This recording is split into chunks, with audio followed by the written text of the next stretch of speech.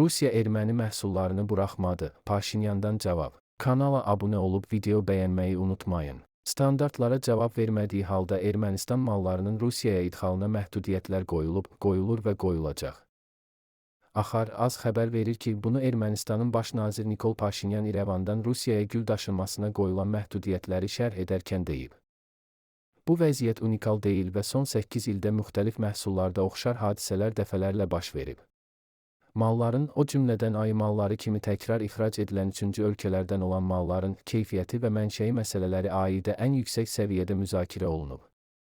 Ölkə liderləri vaxtaşırı bütün bu məsələləri və təkcə Ermənistanla bağlı deyil, Ali İqtisadi Şurada və Aİ-in hökumətlərarası şurasında müzakirə edirlər. Dostluq dostluqdur, vəzifə də vəzifədir. Əgər münasibətlər dostcasınadırsa, bu o deməkdirmi ki, Aİ standartlarına cavab verməyən mallar heç bir monitorinq olmadan ölkəyə buraxılmalıdır. O bildirib. Xüsusi nümayəndə Zəngəzur dəhlizindən danışdı. Yenidənqurma prosesinin strateji baxımdan ən mühüm istiqamətlərindən biridir.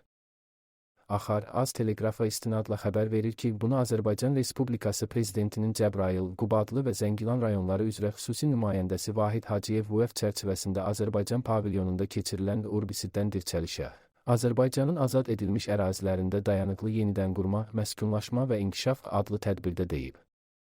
O bildirib ki, tarixən İpək yolu üzərində yerləşən bu ərazi Avropa ilə Asiya arasında mühüm körpü rolunu oynayıb. Bugün Qarabağ və Şərqi Zəngəzur Şərq-Qərb və Şimal-Cənub beynəlxalq nəqliyyat dəhlizlərinin inkişafı vasitəsilə yenidən əsas regional bağlantı mərkəzinə çevrilir. Zəngəzur dəhlizi yalnız Azərbaycanın əsas hissəsi ilə Naxçıvan arasında birbaşa quru əlaqəsini bərpa etməyəcək, həm də Şərq-Qərb və Şimal-Cənub beynəlxalq nəqliyyat dəhlizlərini birləşdirən strateji bir xətt rolunu oynayacaq. Azərbaycanın 2-ci Qarabağ müharibəsindəki qələbəsindən sonra bu layihənin həyata keçirilməsi istiqamətində geniş miqyaslı işlərə başlanılıb.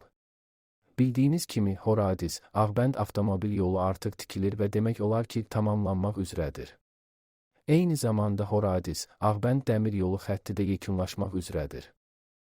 Zəngəzur dəhlizinin reallaşdırılması regionda dairəvi dəmir yolu şəbəkəsi yaradacaq və Azərbaycanın illik yükdaşıma potensialını təxminən 15 milyon ton artıracaq. Bununla yanaşı artıq fəaliyyət göstərən Zəngilan Beynəlxalq Hava Limanı da mövcuddur və hava limanı təyyarələri qəbul edir. Bu, yük daşımalarının hərəkətliliyini, bağlantıları və investorların çıxış imkanlarını əhəmiyyətli dərəcədə yaxşılaşdıracaq. Xüsusilə maraqlı məqam ondan ibarətdir ki, dəhliz tam başa çatmadan belə logistika, istehsal və sənaye şirkətləri tərəfindən regiona ciddi maraq göstərilir. Biz inanırıq ki, investorlar bu marşrutun strateji əhəmiyyətini və yaradacağı iqtisadi imkanları aydın şəkildə anlayırlar.